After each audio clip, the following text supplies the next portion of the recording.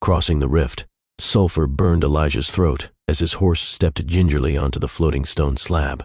Each piece hovered inches above the chasm's mist-shrouded depths, linked not by mortar but by magic. Runes carved faintly into their sides pulsed with the same violet hue as the feathers. Alec hesitated behind.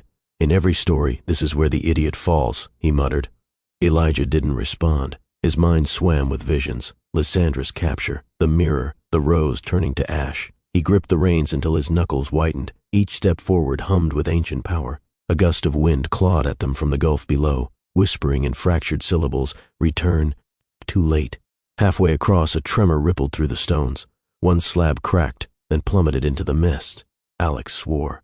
Whatever's doing this wants us off balance. They dismounted and crossed the rest on foot, blades drawn, hearts hammering.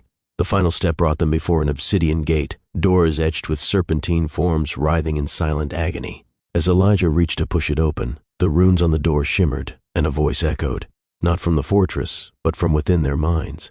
"You carry the mark, then enter, if your soul permits." The doors creaked open without touch. Inside, silence reigned. The entryway led to a vast chamber lit only by reflected light. Dozens of mirrored panels lined the walls and floor, casting their torches glow infinitely. As the doors closed behind them, the mirrors stirred. Scene 14, the Hall of Mirrors. Each pane revealed something different. One showed Elijah in golden armor, crowned, a kingdom cheering. Another revealed Alec bloodied, kneeling in chains before Kael. Yet another showed Lysandra, eyes violet and unblinking, seated on a throne of black feathers. "They're not just illusions," Alec whispered. "They're futures, possibilities." As they walked, their reflections changed. Elijah watched himself turn away from Alec, cold, imperial. In another, he struck Lysandra down, each glimpse chipped at resolve. Then a mirror cracked loudly, and the room shuddered. From the fractured surface emerged a being wrapped in 100 mirrored shards, the custodian, Kael's memory keeper. It moved like liquid, each motion revealing truths hidden in glass. "To proceed," it hissed, "you must leave behind what binds you." Alec blinked. What does that mean? Elijah already knew. He reached into his satchel and pulled out the feathers, then reluctantly, the shattered remains of the rose. As he placed them on the floor, the custodian bowed and dissolved into silver dust. The cracked mirror sealed, revealing a staircase descending into red-lit dark. The bone library. The stairs led into a hall of ribbed stone, lined with shelves made of spine bone and vertebrae. Books pulsed like hearts stitched in skin, some breathing faintly. The smell of mildew, blood, and old parchment clung to the air. A whisper coiled around their ears. Every secret is paid in memory. A spectral librarian appeared. A floating skull bound in chains, eyes glowing blue. It hovered before a tome labeled Carrington, the lost bloodline. "Payment?" Elijah asked. Alec stiffened. "Don't. I need to know if Lysandra, if what I saw." He placed his hand on the book. Pain lanced through his temples as the librarian fed on memory. Images of childhood, his mother's voice, first snowfall, the way the river smelled in spring melted away. The price was paid. The book opened itself. Lines appeared in fading ink, one twin hidden, one light masked. The line of Alden splits in two, one for sun, one for storm. If the exiled returns, only both can break the seal. Elijah stepped back. She's not just a princess. She's part of something older.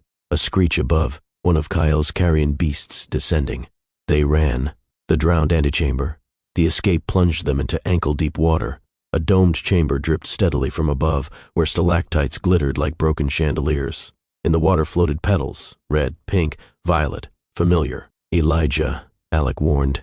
From the water rose a figure of petals and blood, Lysandra's double, forged of memory and illusion. It wept rosewater tears. Her voice, when it came, was hollow. "You left me." Elijah froze. The double lunged, not with blade, but memories. Scenes he had tried to bury poured into him, his failure in sparring, his mother's funeral, the moment he first saw Lysandra and felt unworthy. It nearly broke him, until Alec stepped between. "I remember us," Alec snapped. "We survived all of this together. We're still surviving it." The illusion fractured. Elijah gasped. The path ahead cleared, stairs rising to a tower whose spires pierced the clouds. Tower of Night Glass. The final ascent. The staircase wound through a black glass tower where walls showed the sky turning in reverse, stars circling backward, the moon weeping blood. Time buckled. Alec aged, then regressed. Elijah's scars vanished, then reappeared. Voices cried in unknown languages. At the apex stood Kael, or a projection of him. He was not monstrous. He was beautiful, terrible, robed in constellations, his eyes bottomless. "You came not to kill me," he said. "You came to understand me." Elijah drew his blade. "We came to end this." Kael raised a hand. "Then you've already failed. The seal is broken. The other heir has awakened." Behind Kael, a form stirred. Lysandra, or someone wearing her face. Her eyes now violet. The shattering. Kael stepped aside. She is more than she knows. She chose the mirror. She stepped through willingly. Elijah faltered. Lysandra, or her reflection, spoke. "You think you are here to rescue me, but I'm not the one in need of saving." The tower convulsed. The violet runes burst like stars. Alec screamed, held in midair by unseen force. The bridge began to collapse behind them. From the base of the tower, the sound of wings, hundreds, maybe thousands, rising. Kael's voice thundered. Carrington was built on stolen blood and silenced truths. "My return is not conquest, it is correction." Elijah grabbed Alec and dove from the collapsing tower into a portal formed by the same violet fire as the runes. Scene 19. Ashes between worlds. They landed in darkness. No wind, no scent, just ashes. The sky above was starless, the ground beneath scorched. They were between worlds now, caught in whatever space Kael had used to escape his exile. Alec stirred, bleeding. "I saw her," Elijah whispered. "She chose to become part of it." "No," Alec said. "She chose to protect you. I saw it in her eyes. She's still in there." Elijah clenched his fists. "Then we're going to bring her back." A voice answered, not Kael's, not Lysandra's, but something older. "Then come." The mirror was only the beginning. Between the worlds, Elijah lay amid gray ash, the void above a blank canvas. His breath fogged as it met the silence, an emptiness heavier than any chamber in Fortress Nocturne. Alec stirred beside him, shivering. No dawn's glow, no moon's comfort, only drifting embers. They rose together, dusting off ash that clung like mourning robes. Elijah's sword felt vast and unfamiliar at his hip, the blade dulled by otherworldly stillness. "The mirror's magic," he murmured. "It opened the doorway, but we fell through." Alec checked his wounds, a cut on his forearm, burns across his shoulder. "I saw her face, uncertain but whole," he said softly. Elijah's chest tightened. "Then we need to go back in." He scanned their surroundings. The ground trembled faintly, shifting as if alive. A pulsing rhythm, heartbeats not human. "I think we're standing on the world root," Alec whispered. A throne of ashen roots sprawled before them, massive and knotted, each vein glowing pale white. From its base, a shaft of bone-white light extended upward, disappearing into the void. Elijah swallowed. "A tree of worlds," Alec nodded. "Folklore says the world grows on its own heart, and corruption there can poison everything." A hush fell on them, broken only by the root's quiet pulse. Suddenly, a voice. "You've come far." It echoed, as if spoken from every root. Both men froze. But far is not deep, sanctuary of the root. The light around them brightened, revealing a path of woven roots leading toward the heart. As they walked, Elijah recalled stories. The world root was said to be the world's backbone, connecting all realms. If Kael could bend magic here, he could infect Carrington, or even reality itself. Alec placed a hand on a glowing vine. "Feels alive." Images flashed. Memories, truths, lies. A childhood bath where his brother drowned. The first oath Elijah swore to the crown. Lysandra's laughter drifting on courtyard breeze. Some images were him, others not, but all felt intimately known. "Every being etched in you," the voice intoned. "And I remember." The path ended at a massive root throne. The pulsing light converged, forming a spectral figure, neither man nor tree but both, woven of wood and will. Its head loomed where the roots intertwined, and its eyes glowed like moonlit sap. "I am the heart, the living memory of the world root. Who are you to stand upon me?"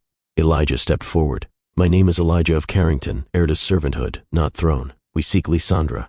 Kael took her. We follow him." He offered the violet feather. The heart's wood hands accepted it and absorbed its glow.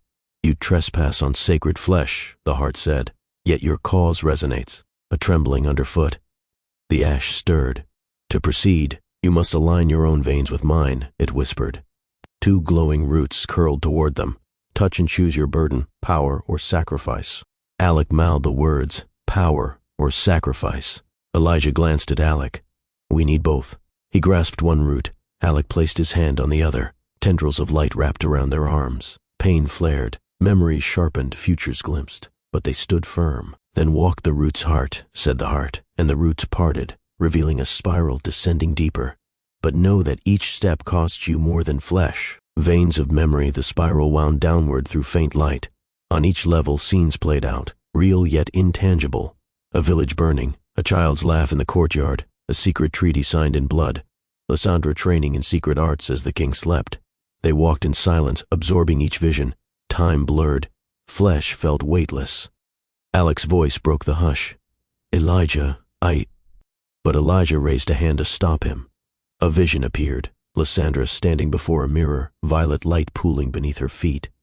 She reached through, vanished, leaving behind perfect silence. Elijah, Alec said again. She chose to enter the root too. His voice trembled. Maybe she's not lost, maybe she's here. Elijah's throat closed. Then we press on. At the bottom, roots curved into a dome, walls formed of wood and glass. Inside, a pool shone like quicksilver.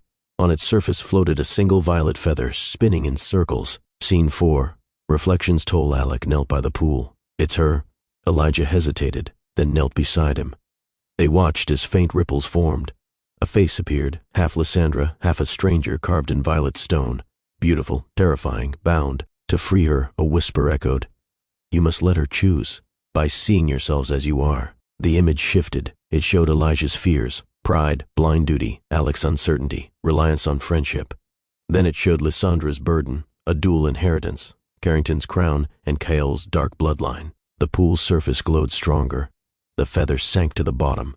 Elijah reached in. A wave of cold stole across his bones. He saw himself, standing victorious, ruling with mercy or cruelty. He hesitated. Alec touched his shoulder. You're not alone. Together they plunged hands into the pool. Light burst outward, stirring roots and shaking the cavern. The awakening when the light dimmed, Elkijah and Alec stood in empty white. The world root's memory pool gone, Lysandra beyond reach. Their hands held hers, the memory of her warmth, her hope, her doubts. They understood. Lysandra stands at a crossroad, power or balance, life or an end for the exiled. The roots pulsed one final time. Go, children of flesh and spirit, save her or lose more than her. A door of living wood swung open. Beyond lay a shadowed path upward, back toward Nocturne, this time armed not with steel but understanding.